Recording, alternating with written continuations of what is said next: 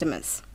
On the 24th of March 2022, Mr. Salim Simang, DA leader in Gauteng, issued a statement which spoke to Rand Water's alleged incompetence and failure to provide water tankers during outages caused by planned maintenance.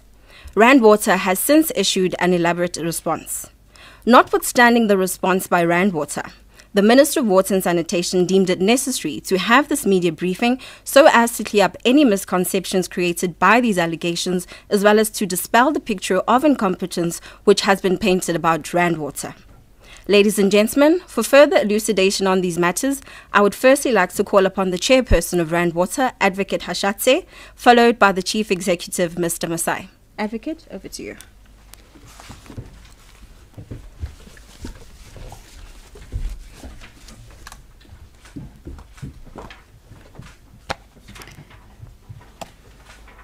Honorable Minister of Water and Sanitation, Mr. Senzo Mchunu, Chief Executive of Rand Water, Mr. Sipho Masai, members of the media present today, viewers and listeners joining us from home and work and various places, thanks for tuning in and giving us time to engage with you. Good afternoon, ladies and gentlemen. I really appreciate the opportunity to share with you some facts about how Rand Water manages its systems and its relationships.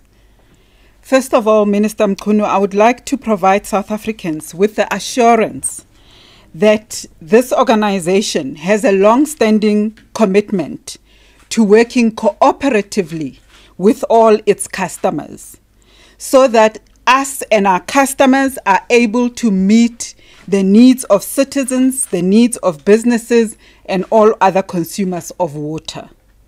We have a robust stakeholder engagement strategy, plan, protocols, and practices, which have been fine-tuned over time and which continue to be constantly and continuously improved. Communication is a two-way street for it to be effective.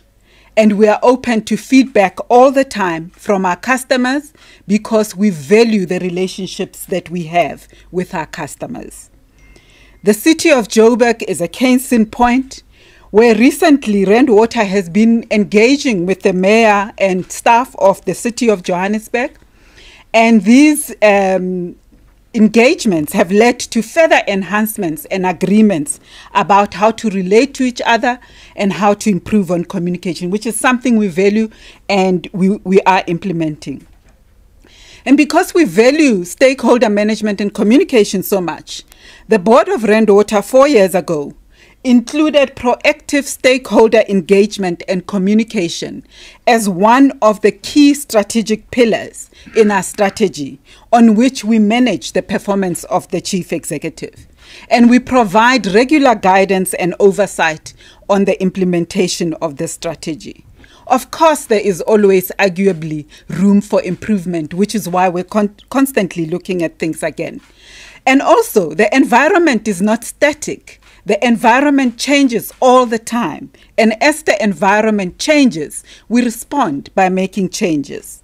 Even now, as I speak, Minister, some members of our team are at the moment at the office of the Executive Mayor of Johannesburg at the first session of the City of Johannesburg Cluster Communication Task Team, which is an indication of the collaborative manner in which we work with all our municipal customers. We welcome this from the Mayor of Johannesburg, just as we welcome it from all the municipalities we serve. We run a customer satisfaction survey as well in order to judge our performance from the point of view of our customers. And those satisfaction surveys, Minister, always come up at the higher 80s and 90s. And we monitor the chief executive and the team on the performance on that customer satisfaction survey. More than that, Minister, it's not only in the chief executive scorecard, it's also on the scorecard of the board, in the shareholder compact, in how you also monitor our performance. Now, this customer satisfaction survey is very evidence-based from a technical interface point of view and is completed by people in municipalities who have the experiential background of how Rand Water services and interacts with municipalities. I would just like to highlight a few points before the Chief Executive gets into the finer detail in relation to the information that was put in the public domain in the last week. And I do this in order to help the media and the public understand the landscape and interpret and analyze the information that has been placed in the public domain and as they continue to receive it. First of all, Rand Water is a bulk service provider in terms of the Water Services Act, established in terms of Section 28 of that Act. What that means is that our legislative duty is to abstract, and in simple language, that means we fetch water from the Vaal River system. We abstract it from there, we purify it, that is, we clean it in order to get it to a standard where it is fit for human consumption. We not only meet national standards, we meet international standards in terms of the health status of the water that we provide. Then we distribute it to our customers. And who are our customers? Our customers are the metros, the municipalities, the local municipalities, large industrial customers, commercial industry, and a large proportion of the country's mining sector that we provide directly. And we do this based on bulk provision contracts that we enter into with individual customers, not as a group, but individually with each customer, so that we can be alive to any factors that are important to that particular customer locally. And those contracts also includes communication protocols. They are very clear about things like formal notifications that we must give to our customer should we need to interrupt the service for any reason, as an emergency or for planned maintenance, for instance. That's our contractual obligation. But more than being a contractual obligation, it's also a duty that we have, bearing in mind the criticalness and the value of the resource that we supply, being water, and how important it is to communities and to citizens. In addition to the contracts, we also have a customer charter that also indicates and guides the staff of Rand Water in terms of how to give advance notification in the spirit of mutual cooperation and support, so that Rand Water and the municipalities can plan together should there be a need for a planned interruption for maintenance, for instance, in order to minimize the adverse impact that will then follow should an area or a community not receive water. But after we have given the notice, as Kamu referred to the notice that had been issued that would have led to plant maintenance happening during this week, after we issue the notice, we continue to assess and monitor and evaluate the situation in order to be sure that we minimize the hardship, that we are technically ready, that the timing is appropriate, and no major maintenance work just happens haphazardly. It happens after communication. So in this particular instance, after we had issued the notice, in collaboration with the municipal customers that would have been affected, we deemed it not an appropriate time, and therefore we've rescheduled or postponed that maintenance. That is not incompetence. That is, in fact, being circumspect about things like reservoir levels, because if you go ahead and do maintenance when a municipality has low reservoir levels, it might mean that the water might run out too quickly, and therefore the adverse impact might be more than you would like or a desired level. And therefore we do that all the time. It's part of how we do the work. There's nothing sinister in that at all.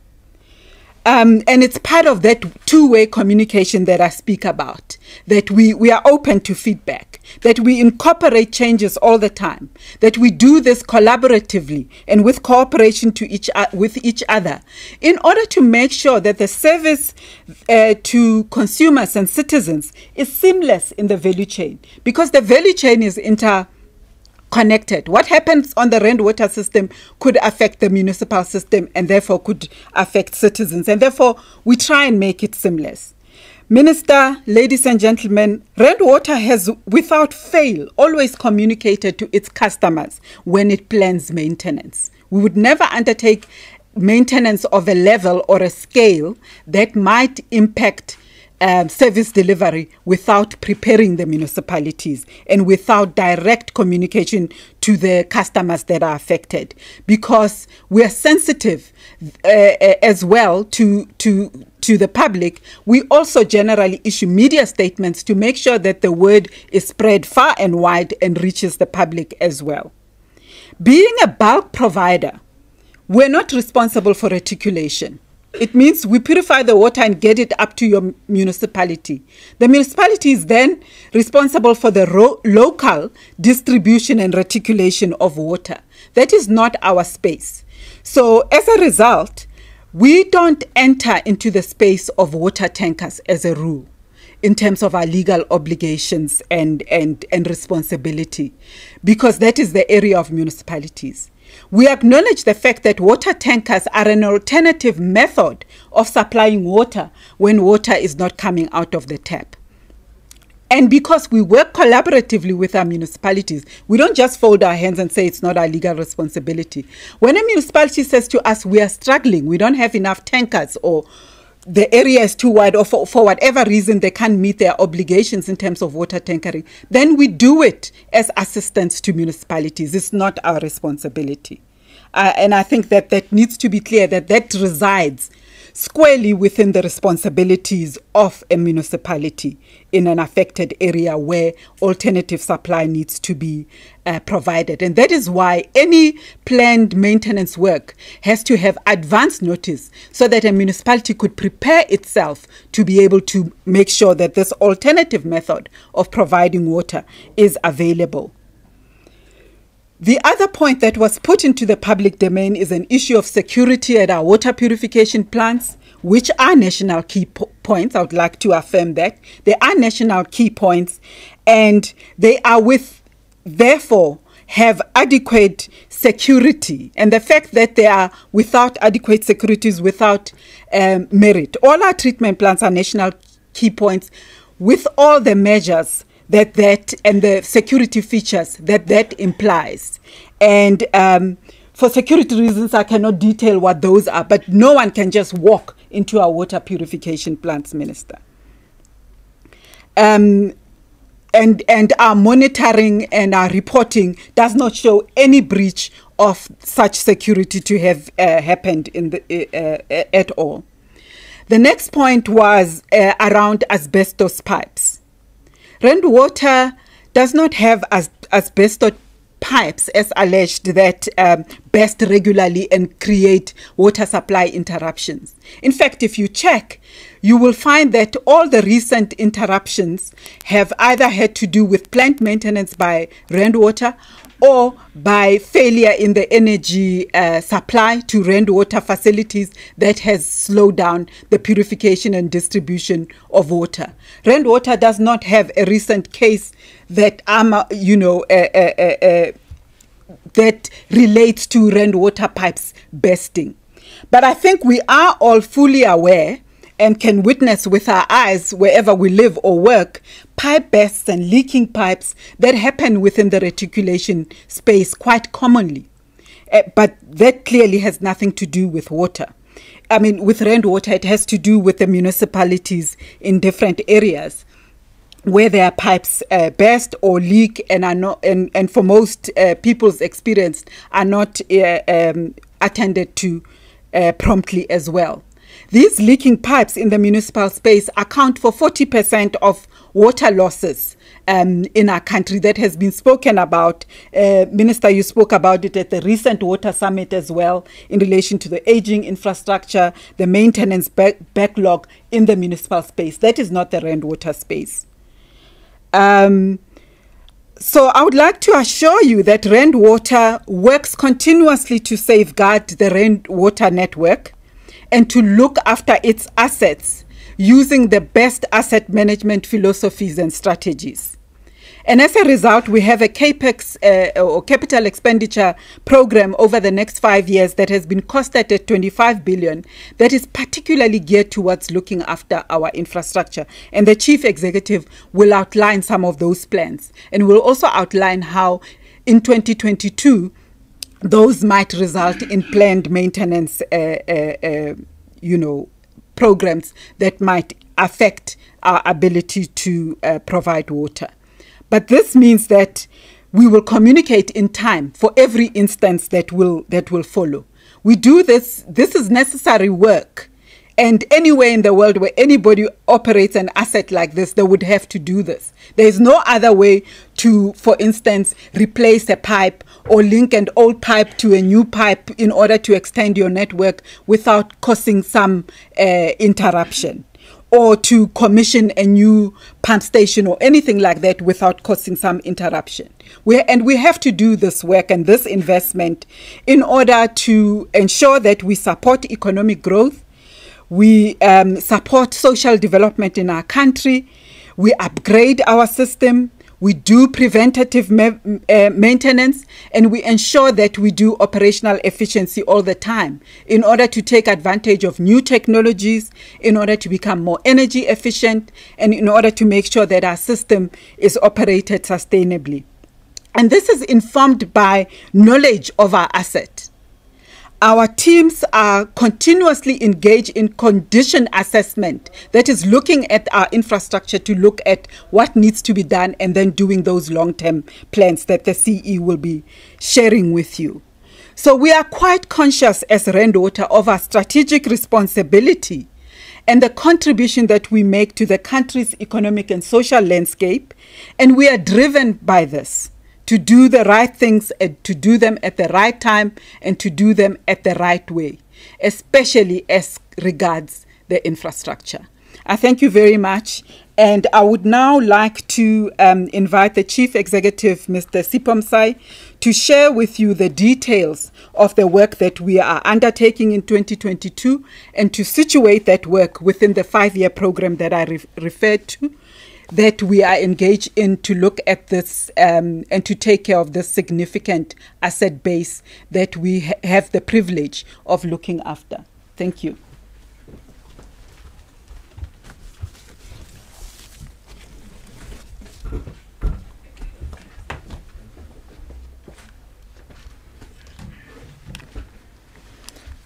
Thank you, Chair. Good afternoon, Minister, ladies and gentlemen. The object of my presentation really is to take you through our infrastructure rehabilitation renewable program in the next about 10 minutes. Obviously, it's a summary of a very detailed plan of action to ensure that we not only operate our infrastructure efficiently and effectively, but maintain it, refurbish it, augment it to ensure continued water supply sustainably going forward. As a bulk water utility, we supply bulk water mainly to municipalities. We're talking here close to about 13 million consumers of the water that we produce across the length and breadth of our area of operation. Essentially, our area of operation covers the entire Gauteng, but it also expands to Mpumalanga, parts of Northwest, and the Free State. So what we do as Rand Water, we get or source mostly our water from the Vaal Dam. We purify it in Vereeniging through 2 purification works, Vereeniging and Zekerbosch purification pump stations. From there we pump water all the way up to the reef, where we have booster stations that further pump water all the way to the municipalities.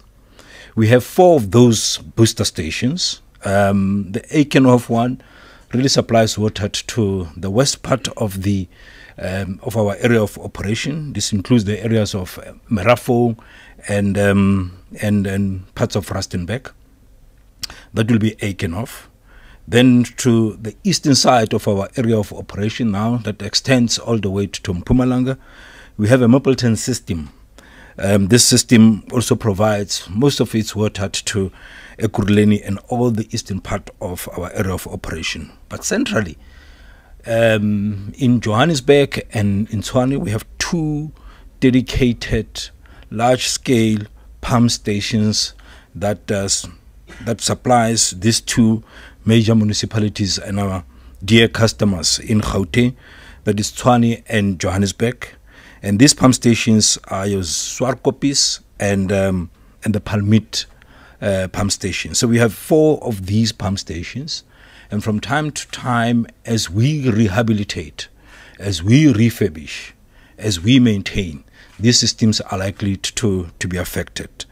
Needless to say, we are going to maintain. Is the right way to do, is the right thing to do in terms of sustainable water supply going forward. Currently, and without fail, on average, we supply about 4,300 million liters of water a day. We peak at approximately 5,000 million liters of water a day. Just to give you an indication of how much this water is, because sometimes these megaliters cannot be contextualized nicely. 5,000 million liters of water, we're talking approximately 2,000 Olympic-sized swimming pools that we feed with water on a daily basis. 2,000. Imagine an Olympic swimming pool. It's about 50 meter long, 25 meters wide, 2 meter deep. It contains 2.5 million liters of water a day that it can accommodate. 2.5 million liters. We supply 2,000 of those long-course Olympic-sized swimming pool on average, particularly when we peak. We do this through a network of pipe. We have about 3,500 kilometers of pipe network. The biggest is 3.5 meter diameter pipe, huge pipe, that actually demonstrate how big our operations are. You do so through also quite a number of storage dams, which we call reservoirs because they are localized. And they average around 300. And we're building, you'll see in the next slides, if you can be able to project it up there, we're building one of the biggest reservoirs in the continent, which is Vlakfontein Reservoir, to ensure continued water supply going forward. What we're seeing here, if it could be seen from home, in my presentation, we're trying to show that we have a network of pipe. It's a spaghetti pipe, and all these pipes, if you think about it and visualize it in the simplest manner, if you're pumping water from the south of Gauteng all the way to the north, most of the pipes will be running horizontal. What we do with all these horizontal pipelines, 3,500 kilometers of these pipes, big and small, ranging up to 3.5 meter diameter, we make sure that they are also connected. So we have cross connection in all our pipes. What does that do? It gives us flexibility. So if there's one pipe that fails, we are able to supply another pipe. That is why in the history of rainwater, there's never been a day where we are not able to supply water. We may have reduced provision of water in a system because we are maintaining that system, but because of a network of spaghettis, you'll never have and never had a situation where the whole area of supply of rainwater is without water, because in most instances, we ensure that we have this cross connection. So with the maintenance that we're planning, we identify all the areas in our area that still need to be connected. So as we lay additional infrastructure and pipes in our system, we also bring in these new pipes to connect with the old systems. And that is where you have disruptions, because you cannot do so with live pipes that are having water at high pressures of over 30 bars in our system. It's just not doable. So it is a necessary inconvenience, short-term inconvenience, if you like, but for the long-term benefit of ensuring we have water supply going forward. As the chair has indicated, we run our assets through what you call life cycle or asset life cycle, underpinned by a management strategy that gives that effect. It has got 3 objectives. The first one talks about we have to properly design and lay the infrastructure, but we have to operate it, which is the second objective. The third objective is to then extend it. Ladies and gentlemen, you cannot run a network as big as this without maintaining it. It's not going to work. And I'm going to oversimplify it with an example of a car. Most people have got cars. That car, at any given time, you have to stop it, service it, And on that particular day, you can't drive that car. So essentially with our maintenance plan, we're doing exactly that. We're taking our pipes out of service because we have to repair them, we have to maintain them. So our life cycle asset management dictates for us to refurbish the pipes, to maintain them, to replace them, to put new ones on board. So there's nothing incompetent about that. It's the way of dealing with the asset, is the way of ensuring continued supply going forward. You don't drive your car forever. This system that we operate is a 24/7, 365 system. There is no way that you can make certain interventions without interrupting. As it has been indicated, we do provide 21-day notice for each and every system that is going to be affected going forward. So what is going to be happening, we're not going to stop. We have to maintain the system. Otherwise, the system is going to completely crash on us. In the next few months, leading up to the outer years, what Rainwater has been doing in the last 5-10 years, we've been laying a lot of pipes on the ground to augment the system. So all these pipes need to be connected because they're still assets under construction. We have to derive value out of that. We have to prepare our area of supply for growth. So all these pipes that we're bringing in, we are going to be interconnecting with the old pipes. And that will cause, as part of the maintenance plan, disruptions from time to time. We will continuously communicate, but we are not backing off.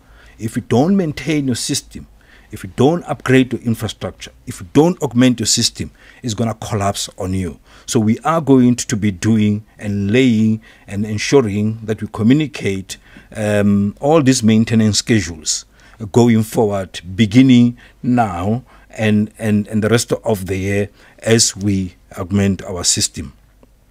In this current financial year, 2022, we are planning to spend approximately 2.6 billion in our infrastructure upgrade, refurbishment and augmentation. Most of that will go to our pipelines, 3,500 kilometers of these pipes. We are going to also be doing various interventions in terms of automation of our assets, electrical, civil infrastructure, mechanical infrastructure. We are going to be looking at our process assets and IT infrastructure to run our telemetry system. This is what we're going to do in the next coming year. In the next 5 years, we're planning to spend between 25 and 28 billion rands to augment this infrastructure. As we augment the infrastructure, as we lay these pipes, we have to make sure that they are connected to assist us with maintenance going forward. 60% of that will go to our pipelines or pipeline network, and this will require of us in certain areas to stop our operations to connect these. We will communicate this in advance because some of them, they take time. During the connections or during the maintenance, people don't feel the disruptions immediately, depending on the kind of intervention that you have. Some of them are latent even after you have reconnected them. People will still feel low pressures in certain areas, shortages of water. But we would like our members of the public and our municipalities to bear with us during this period of time because, as I say, it's part of maintenance. It's not failure. It's maintenance, it's scheduled, it's planned, and it also talks to our augmentation infrastructure. And in the shortest possible term, just in terms of what we're doing insofar as our augmentation is concerned, we're currently building an additional system of about 1,200 million liters of water that we bring into the system. We have divided that into A and B. A is bringing 600 million liters of water in the next 2 years. In this year, we are bringing an additional 150 million liters of water a day into the system. So we'd like to assure you that all your demands in terms of the growth that you are planning for has been accommodated into our renewable augmentation program. As we speak, as I indicated, we are building additional reservoirs, one of them being Vlakfontein Reservoir. This will going to give us an additional storage capacity of over 200 million liters of water a day. So from the infrastructure, insofar as purification is concerned, we have plans. Insofar as storage is concerned, we have plans. 60% of our budget is going to go into our pipe network. So the entire infrastructure has been planned for purposes of augmentation and sustainable water supply going forward. What we are proposing at this point in time to our municipalities, and we are working very closely with them, we have established what we call Project 1600. This project 1600 deals with the issues of ensuring that we save the water that we have so that we meet the future requirements going forward. At this point in time, we are abstracting beyond our license. Why are we abstracting beyond our license? Because our usage is more than what the catchment can give. What is the easiest and the quickest way of winning? The solution is not building dams all over Lesotho when we are losing about 40% of the water that we have. The reconciliation study that has been conducted by the department together with our municipalities indicates that if we save only 1,600 million cubic meters of water that comes into the system, we will be able to meet the demand. Yes, we will augment. Yes, there are plans afoot to augment, but there's no point, and it doesn't make sense for us to build big dams for us to lose the very same clean water that we have just purified. So we want to encourage our municipalities and the viewers at home to use water sparingly, to fix the leaks where they're happening, because in the long run it will ensure that we have the water that we need in the catchment, but it saves us an obscene amount of money from building the infrastructure point of view. But from where we're sitting as Rainwater, will continuously work with our municipalities, receive their demands, continuously maintain, upgrade and refurbish our infrastructure through our life cycle asset management strategy. Thank you.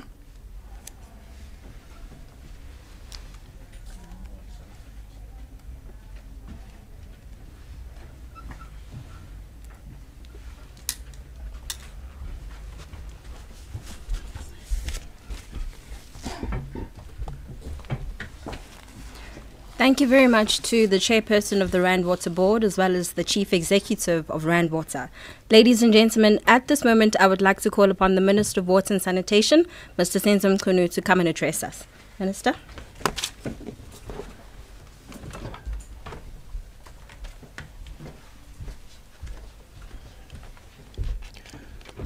Thank you very much, Kamo.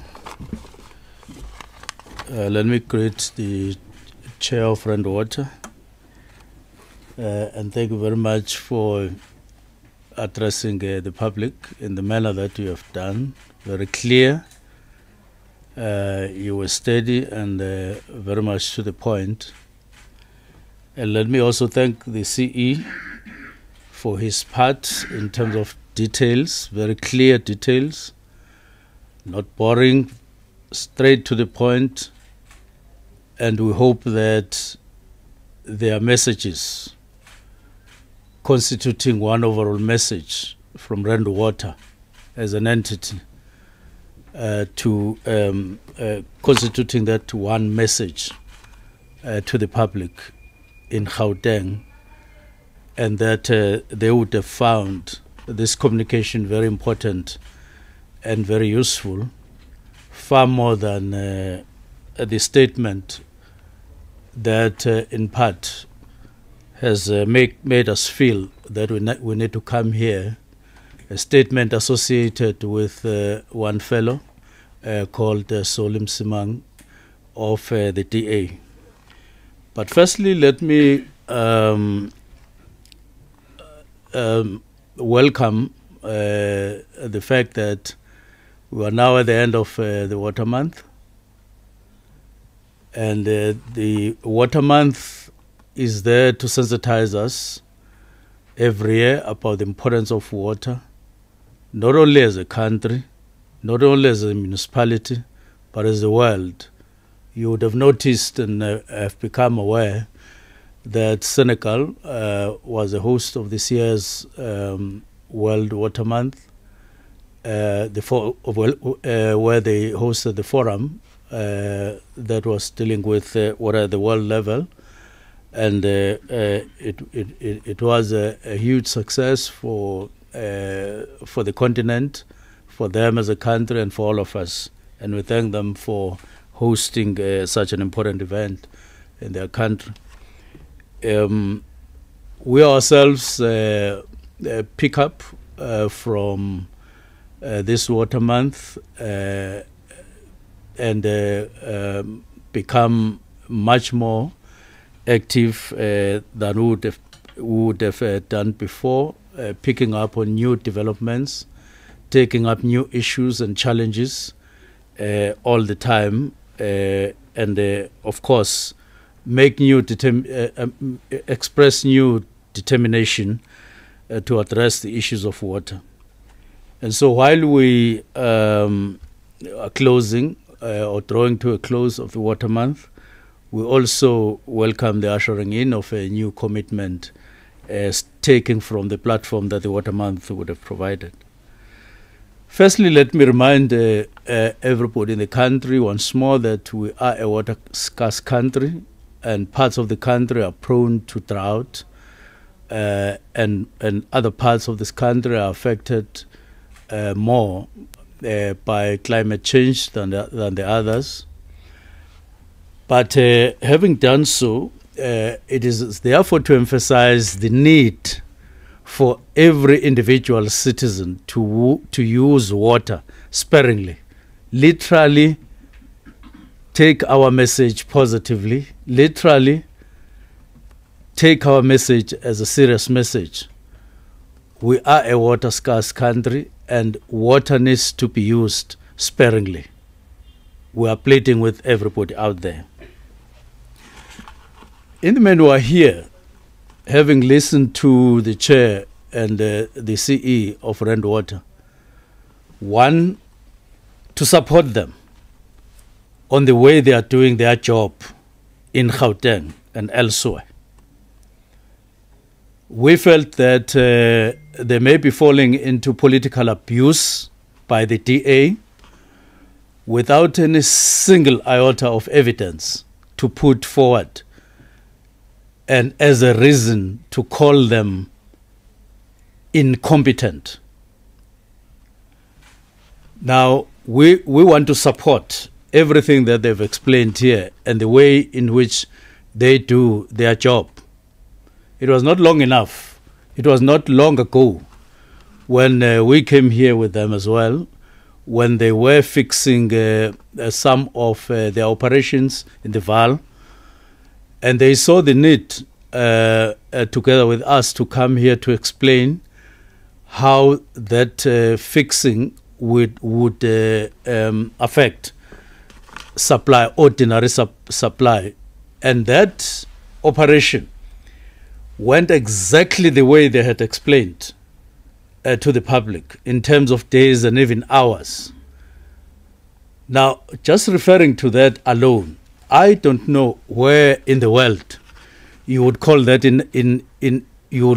incompetence. When a person who is an authority on water say to the consumers and the public and citizens of the country, may I please have your ear? I have to do some maintenance or some replacement of a pipe that ordinarily supply water to you. It will take this number of days, it will take this number of hours, and we'll keep you informed. And that happens exactly. And then at the end of the day, you say such people are incompetent. Now that's abuse, and that's wrong. Not only are we here to support them, but we are here to encourage them to stick to the way they do things, both in terms of communication. Now, the chair has explained fully here that they had a meeting with local municipalities of Gauteng to explain what was going to happen in terms of planned maintenance. Now, we're from the summit of 18th and 19th as in February, together with them in Kalaka Estates, February of this year. That summit, for all 2 days, and even after, there was a lot of emphasis on the need to maintain, operate and maintain your infrastructure. This was a message to us, it was a message to municipalities. And in any case, we have been interacting with all municipalities in the country last year and early this year.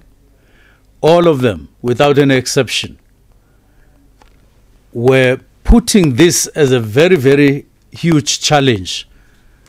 Maintenance of infrastructure, complaining that their infrastructure is old, that it is dysfunctional, that by and large leaks water, causing that expense of leaked water to be passed on to the citizens, which then create more expenses for the citizens. Here is a board that takes that message, of course not for the first time, but boosted even by that, and reminded by that, and even conscientized by that. Say, we have budgeted 25 billion or so, and we are onto a very tight and deliberately designed program of maintenance. And then they are called incompetent. And this is wrong. I always know that DA is very desperate to be seen to be communicating with people and thinking that in every aspect they are better than government.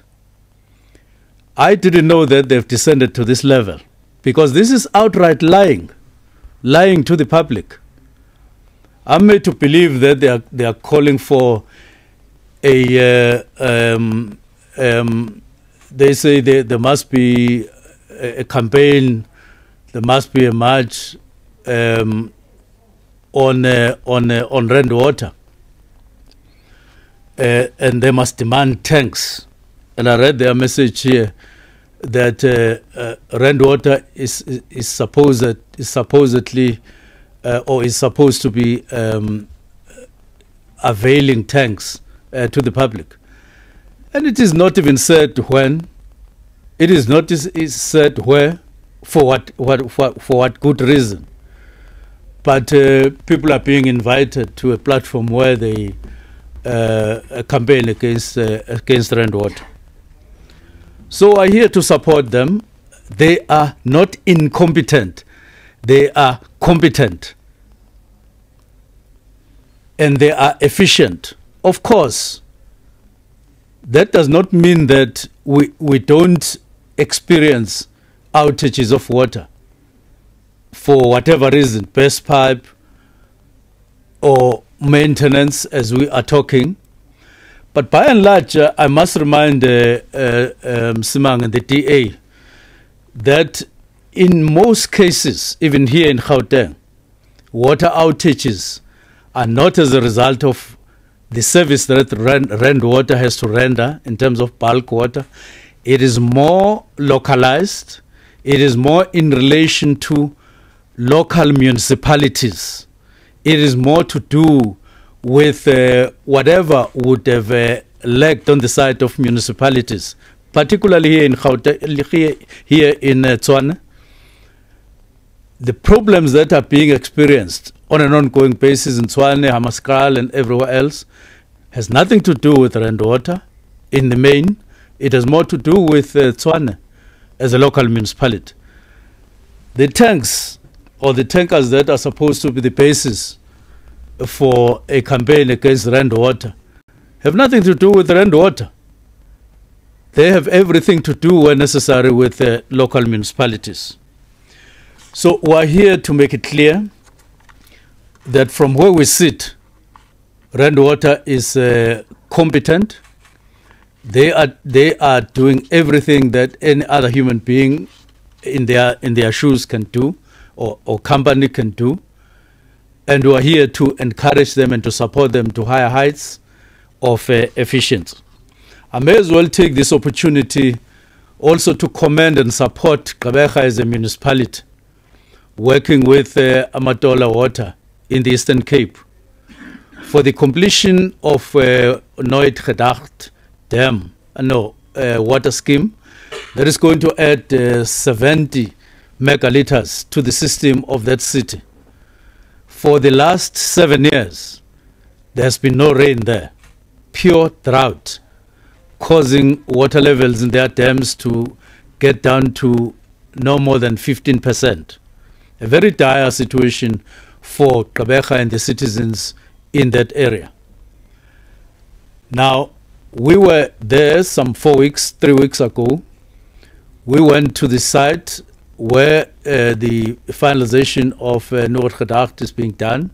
And we are happy to say that the constructors that are involved there under the implementing agent, Amatola Water Board, they are on time, and we are expecting that we will get the first drop of from the Noordgedacht pipeline in the next few days, but precisely at the end of the month, probably by Thursday.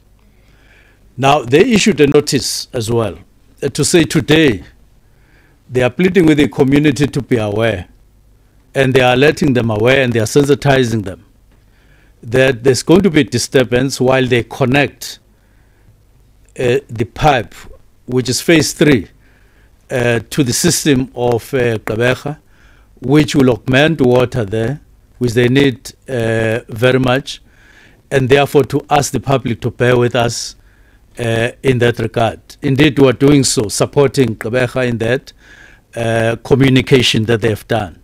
Similarly, we are supporting also the communication that Rand Water issued to the people of Gauteng as a result of what they were doing. And the statement of the DA even calls it planned maintenance, although I think they called it planned disruptions. I've never seen something called planned disruption. This is planned maintenance, for God's sake. Planned maintenance, which is necessary, which is important, which guarantees flawless supply or continuous supply to the people, as he says. It guarantees the people of Gauteng long-term benefits in terms of undisturbed supply of water. But there's nothing that you can do when you want to do such planned maintenance. If you ask me what day in a week that is better than any other day to do such maintenance, you ask me what time, I would really say the best time to do maintenance in terms of the month, week and day, and even hour, is exactly when you have to do maintenance. When the bell rings for you to do maintenance of a particular pipe, do it exactly on that time. Now, to call that the way is really descending to a new low. And I suppose that understandably, because they are desperate for votes, desperate to look good, desperate to be, I think Soli himself, who is no longer a mayor and had no way to know that Rand Water actually sat with the mayors of Gauteng and reasoned with them, and even saw the need to postpone what they had planned originally, just to allow the system to pick up in the local reservoirs, so that when maintenance gets done and shutdown of water temporarily comes in, people continue to have water from the remainder of reservoirs. And therefore, we are pleading with the public not to be confused, but to stick with the messages that come from Rand Water, and Soli Mchunu to desist from using water to make himself popular, if that is his intention. And by the way, we shouldn't necessarily politicize water. It's a service, and it's a very, very sensitive service. You see, I make an example, not encouraging a situation where there are potholes on the roads in our municipalities and anywhere. But at least if there's a pothole on the road, you're able to drive around the pothole and get home still. But there is no way you can get around a situation where there's no water in your home. You can drive around that. You just have to have water to wash yourself, your clothing, and other household needs. There is no way to circumvent it. That is why water is so sensitive. That is why water is so important. That is why it is a right in terms of the Constitution. And that is why we say in our mantra water is life. And that is why we become so sensitive when there is a disturbance of water. Last Friday, we were in East London. We even went to the extent of meeting people outside the city center. We met business. We met government of the Eastern Cape, just to communicate what happened between the 9th and the 15th of March, when water got disrupted there as a result of an unprotected strike by workers of Amatola Water. We resolved that matter between ourselves and them and the board and the entity. But we went on to explain and account to people there, to relevant authorities, why it happened and how it came about and what we did during the period. And that was resolved, but still felt we needed to apologize for that disruption of water services or water supply to people. But to also tell them or say to them, the matter is resolved. So here, there isn't even no disturbance at the moment because the plant maintenance has been postponed. And then they are called inefficient after meeting relevant water authorities and agree with them what it needs to be done. So please, we are not saying that citizens of this country and political parties must not talk about water. They are very much welcome to do so, but in a constructive way, not to stoop very low and say things that are outright lies, causing anxiety among people unnecessarily. Unnecessarily. It is wrong. And let's not be opportunistic people. Let's not be opportunistic politicians. If we are, let us be principled. When they do something that would have elicited criticism, we're fine with that. We're fine with it. But to just say when the entity is dealing with planned maintenance, which is so necessary, then they are called inefficient. They are called all sorts of things. It's to confuse the public, and we can't accept that. We won't accept that. And we won't accept people using lies, amanga, plain amanga, to confuse the public, using water as a platform. We don't agree with that. It's not going to happen, and we must stop it. Thank you very much.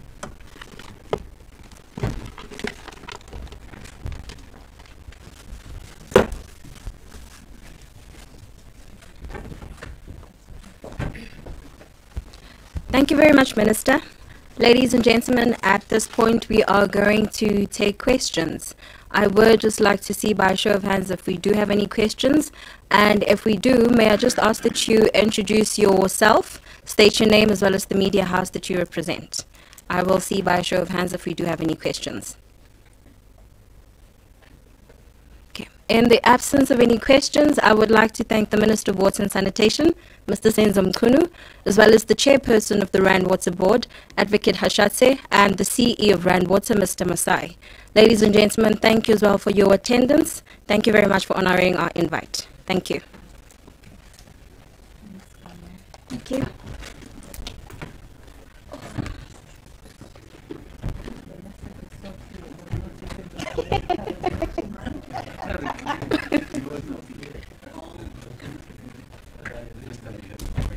Don't come here and say there's a question. Have you guys set up? Or are you still going to set up?